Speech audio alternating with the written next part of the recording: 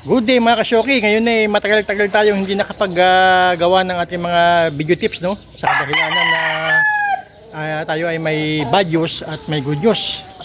Ano unahin natin ay yung bad news.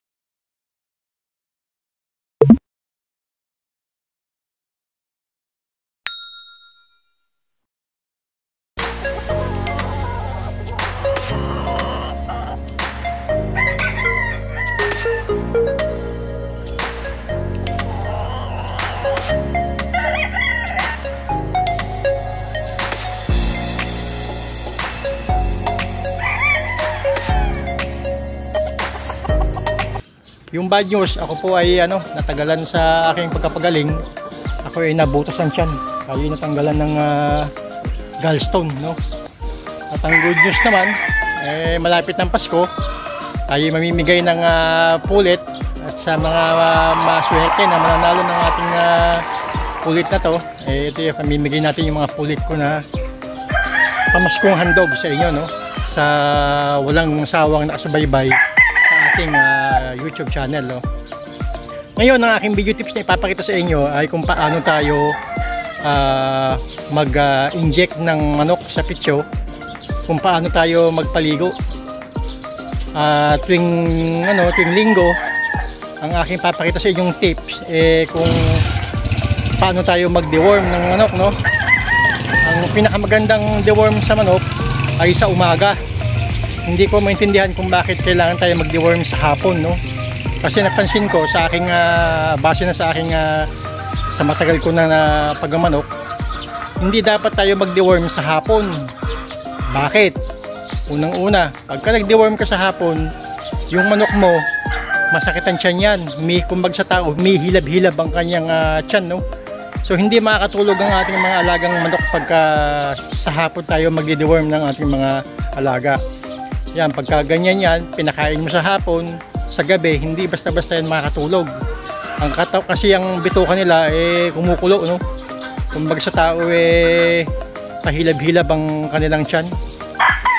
So sa akin, binago ko yung sistema ko. Dati ako kasi tuwing hapon din ako nagpapainom ng ng mga pang-deworm sa manok. Kaya hindi ko yan inalis ko yung ganyang klaseng sistema. Napansin ko mukhang mali, mukhang mali yung ganyan, no?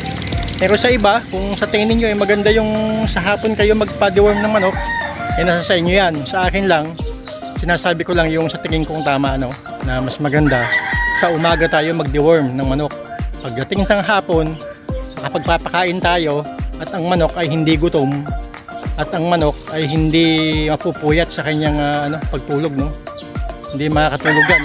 Ikaw man na tao, halimbawa i-deworm ka ng gabi, tapos hindi ka papakainin, hindi buong magdamag na kumukulo ang iyong tiyan, hindi ka ngayon makakatulog.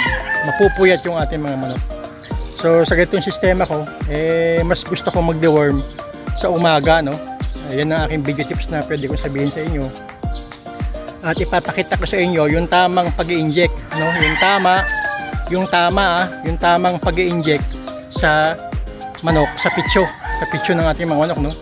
Yung ating pag-inject, hindi basta-basta lang yan tinutusok sa pitso na kung ano-ano lang ang ginagawa. Minsan hindi natin nakikita, may mali na pala tayo. Kaya sa video tips ko na ito, ipapakita ko yung tamang pag-inject, tamang pagpapaligo, tamang pag-deworm sa ating mga manok na pinapaganda ang katawan. So let's go mga kasabog. O ito na, magpapaligo na tayo ng ating mga manok, no? Ito yung ating hinahanda. Yung sa isang timba, tayo ay may Ceramide shampoo at saka yung tubig na malinis pang banglaw. Pag mo ng tubig, dito natin sila babanlawan bago natin isawsaw dito sa may tubig na may shampoo, no? May Ceramide shampoo. Pamatay insekto sa kanilang katawan. So yan, okay na. Nalagyan natin ng shampoo. Ang gamit namin dito ay yung Ceramide shampoo. At ang gamit namin pang deworm sa manok, ito astig, pamatay bulate. Ito yung aming binibigay. Kasabay na tayo, bali pagkasabay na natin, Bali, magpapaligo tayo tapos sabay subo ng astig. Nang sa ganun, okay na. Unahin natin sa dulo, yung mga naiinitan muna, no? Yung pula. O yun, yung pula doon sa dulo. So, ganito ang sistema na ginagawa namin dito. Kaya ipapakita ko sa inyo yung tamang pagpapaligo, tamang pag-deworm, at tamang pag-injection sa ating manok sa pitcho, no? Kaya ito ipapakita ko na sa inyo mga kasyoki. Dahil yung iba kasi naliligaw pa, no? Yung mga, lalo na sa mga baguhan natin ng mga nag-aalaga ng manok, kailangan ipakita natin yung tama na pag-injection sa pitcho ng ating mga alaga. Tama din ang pag-deworm at sa tamang pagpapaligo. So ito na, papakita ko sa inyo. So ito yung isa. Unang-una, ilublob muna natin sa tubig. Nang sa ganun, malinis yung yung ating shampoo ay malinisan. So ganyan talaga yung mga istag natin sa unang paligo ay hindi sanay. Ayan, itanggalin lang yung mga alikabok. Nang sa ganun, pag sinawsaw natin dito sa shampoo, yung ating shampoo na to ay hindi nadudumihan. Kumbaga, doon pa lang sa doon pa lang sa tubig na to ay nalilinis na yung kanilang balahibo. Nang sa ganun, ito hindi madudumihan yung ating pinapaligo. Hindi yung paligo ka ng paligo, madumi na pala yung ginagawa. So, useless yun. Paligo mo pagka ganyan. Kaya pag natanggal na yung mga alikabok sa katawan, may mga ipot-ipot sa paa, pwede natin siyang ilublob dito sa kabila. Okay, yan, mga hugasan na. Tapos dito naman ngayon sa may shampoo. Yan, yung Ceromite shampoo gamit natin. So naglagay muna tayo ng 2 sachet, no? Dito makapagpaligo tayo ng mga 10, maglalagay ulit tayo ng isa pa uling shampoo, dagdag naman ulit. Hanggang sa mapaliguan natin lahat yung ating mga stag na pagagandahin ng balahibo, magagandahin ng kanilang katawan. Ayan. Ganyan yan sa una. Mga hindi sanay ang mga stag, talagang ito ay nagwawala. At sa susunod, okay na. Medyo lugon-lugon kasi yung kanilang katawan, no? Kaya minsan medyo masakit pa. Tama-tama yan, pahinog na yung kanilang balahibo. Pagdating ng 7 months, magandang-maganda na yan. Makinis na yung ating mga stag na to. Yan, okay. Medyo kuskusin lang yung muka. Nang sa ganun maganda yung kanilang mukha mamayang hapon. At saka tandaan nyo pala, pag kayo nagpapaligo, wag na wag ninyong lublob pati yung ulo, no? Pag nilublob nyo yung manok sa timba, tiyakin lang ninyo na hanggang balikat lang yung napapasawsaw sa kanya. Kasi pagka minsan nagwawala yan, sumasayad yan sa nalubog ang ulo, posibleng magkaluga ang ating manok na pinapaliguan. So yan video tips ko sa inyo at matutunan yung mga baguhan pa lang, no? Minsan yung iba nakikita ko na ilulublob pa yung ulo kaya bakit daw yung kanilang manok bingi? Kasi may luga na, nalagyan na ng tubig Kaya iiwasan natin yan na magkaluga yung ating manok. Hanggang balikat lang ang ilulubog. Iingatan nyo yan. So yan mga kasyoki, tapos kukuha tayo ng basahan, konting kuskus sa ulo nang matanggal yung mga dating kagat-gat ng lamok. Buha tayo saglit. Yan ang tamang pagpapaligo Sana nakatulong sa inyo to mga kasyoki.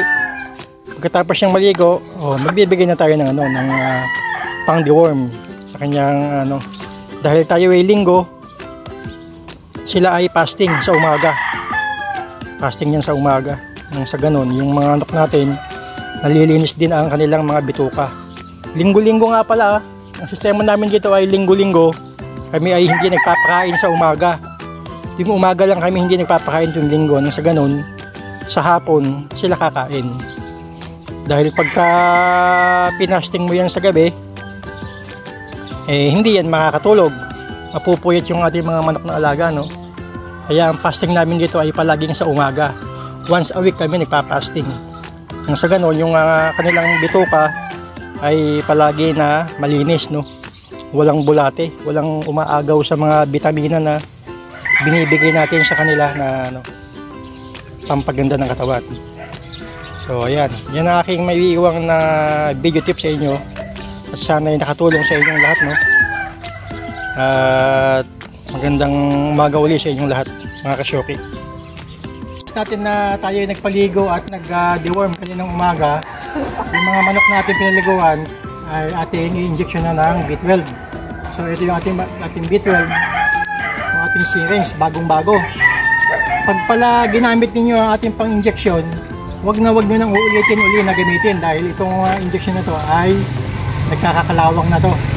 Tapos gagamitin nyo uli sa ating manok, baka ma-infection na yung ating mga manok na ating pinapaganda, no? So ito yung ating pang-injection B12, bagong bili natin to. Ito, bubuksan natin, ha. Galing, ha? Ngayon, pabubukahin natin ng pabubukahin talaga yung katawan nila. So pag kumuha tayo ng B12, tusok dito sa tapos pag ganyan lang tayo, kukuha tayo ng 0.5 kada isang stag.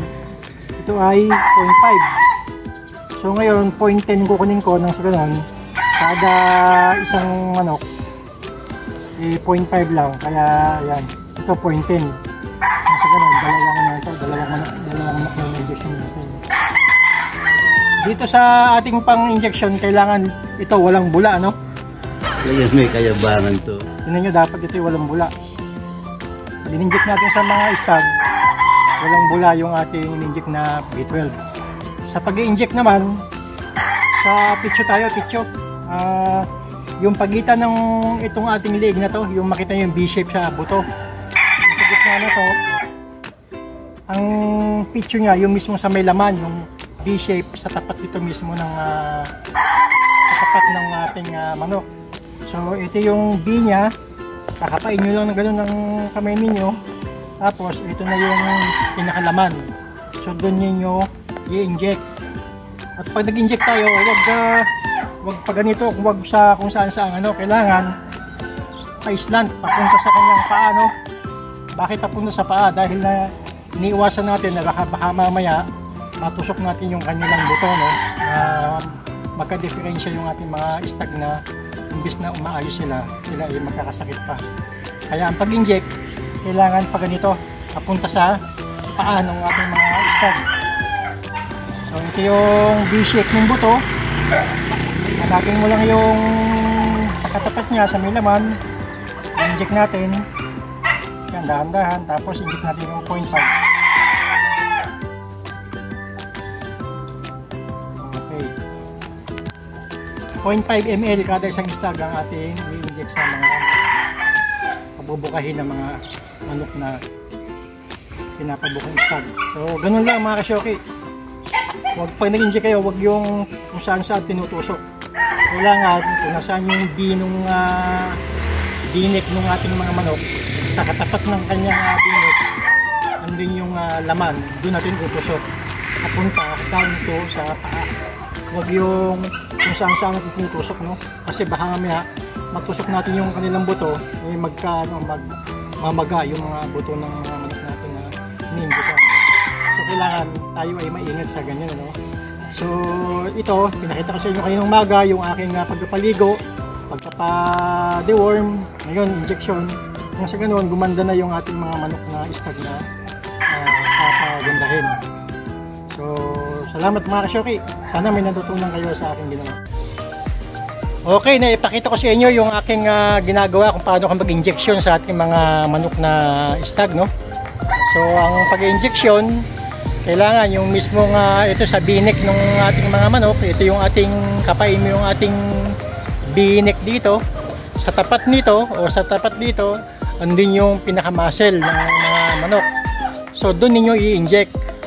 Pag in-inject niyo, kailangan ito ay pababa, huwag pa ganito dahil baka mamaya matusok sa buto yung ating mga in-injection, no?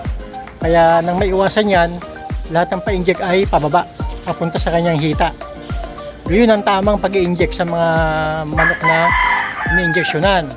Pagkatapos natin injectionan, yung ating mga syringe na ginamit, kailangan wag na natin itong inuulit-ulit na gamitin. dahil ito ay nagamit na. Ito ay pagka ito ay nagamit, ito ay nagkakalawang na sa loob.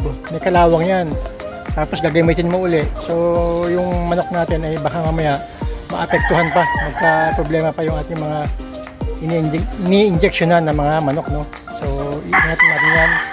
Magkano lang naman yung ating pang-injection eh. Kung 25 pesos. So ganoon lang naman. Magtitipid ka pa ba? So nakita ninyo yung pag-inject ko sa ating mga manok at saka sa ating pagpapaligo sa ating mga baby stag na pinapaganda ang mga katawan. Kita nyo, yan, mga bagong paligo sila at magandang maganda ang kanilang mga ulo at ang kanilang mga balahibo ay talagang napakakinis na. Yan yung ating ito magsi 6 months na sila. Yan yung ating mga inalagaan dito buhat nung naging sisiw pa sila nung tayo nagsimula na magpalahi. So ang aking yung hindi pamimigay nga pala, isang yung pamaskong handog sa lahat ng ating mga nakasubaybay sa ating YouTube channel.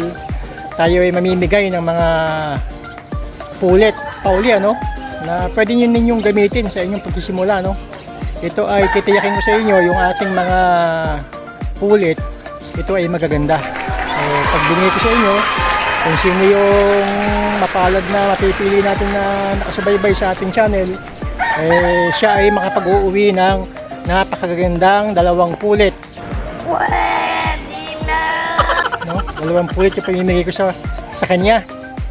So yun ang aking pamimigay sa pamaskong handog mula sa ating channel na ay walang sawang nakasubaybay sa ating mga video tips na pinapakita. At lagi niyong tatandaan na ang sabong ay palagi nandyan lang. Kung malos ka ngayon, yun yung sign na tumigil ka. Kapag nagpapanalo ka, yun yung sign na sumigil ka. Ibig sabihin, binubuenas ka sa mga panahon na yan. Ang sabong naman hindi nawawala. At saka pag namusta kayo, huwag niyong postahan ng masyadong malaki dahil hindi natin masasabi na yung ating manok ay magaling. May makakatapat pa din tayo na magaling na magmamanok. Dahil wala naman tao na magkasabong na nakapag-dominante ng kanyang panalo, no? Tandaan ka na pagsasalita dyan. Kahit nga yung mga big time na nagsasabong na ating mga kilala na, sila talagang dumadaan pa sa pagkatalo. Kaya huwag tayong magpaka-todo-todo sa ating pagpusta, no? So sana may natutunan kayo muli sa aking pinakitang video tips. Basta't lagi yung tatandaan, ito ang inyong Kasyoki sa anumang panahon. God bless.